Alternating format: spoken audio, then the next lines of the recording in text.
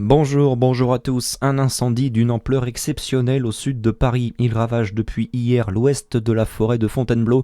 Hier soir, il n'était toujours pas fixé. Pour l'instant, 800 hectares ont déjà été brûlés. On revient avec vous, Gauthier Baudin, sur ce qu'il s'est passé. Cet incendie s'est déclaré hier matin à Noisy-sur-École, à proximité de l'A6. Le feu a démarré le long de l'autoroute avant de se propager à la forêt.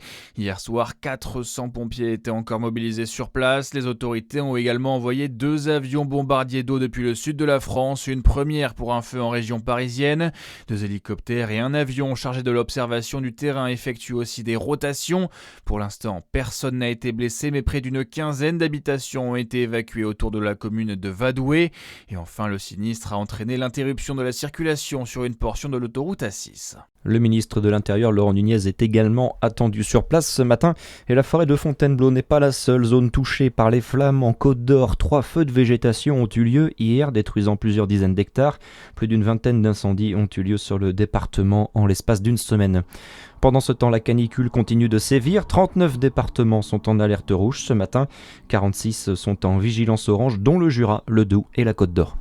Dans le reste de l'actualité, la garde à vue de Patrice Larrez doit se terminer ce matin. L'homme de 59 ans est réentendu depuis hier dans les locaux du commissariat de Chalon-sur-Saône. Il s'est rendu, on le rappelle, de lui-même jeudi matin pour avouer le meurtre de son ex-compagne.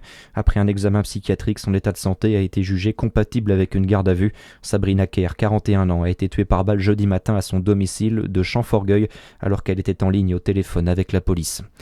L'eau du lac Kyr est de bonne qualité, c'est ce qu'affirme l'agence régionale de santé qui mène des contrôles réguliers autour de la qualité de l'eau du lac, notamment car celui-ci est ouvert à la baignade. Des tests ont lieu en ce moment toutes les 2 semaines, les très fortes chaleurs pouvant rapidement développer des bactéries et dégrader la qualité de l'eau. À Besançon, à partir d'aujourd'hui, il faudra composer sans le tram pour les 5 prochaines semaines. Une interruption totale du réseau pour terminer les travaux de création du 4e terminus dans le quartier de la Grette. La reprise du trafic est prévue pour l'heure au 16 août. D'ici là, des bus prennent le relais sur les tracés des lignes T1 et T2.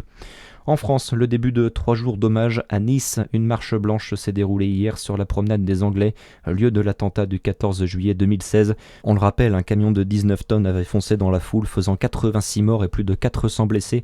Les commémorations doivent se poursuivre aujourd'hui avec une cérémonie interreligieuse. Et puis on termine avec un mot de vélo. La 9e étape de la Grande Boucle a été remportée hier par Mathieu Van Der Poel. Une course raccourcie de 30 km à cause de la chaleur. Au classement général, c'est le Slovène Tadej Pogačar qui conserve la tête du classement et donc le maillot jaune. Pas d'étape aujourd'hui, les coureurs sont au repos avant de reprendre la course mardi à Aurillac. À suivre votre météo sur Fréquence Plus. Très bonne journée à tous.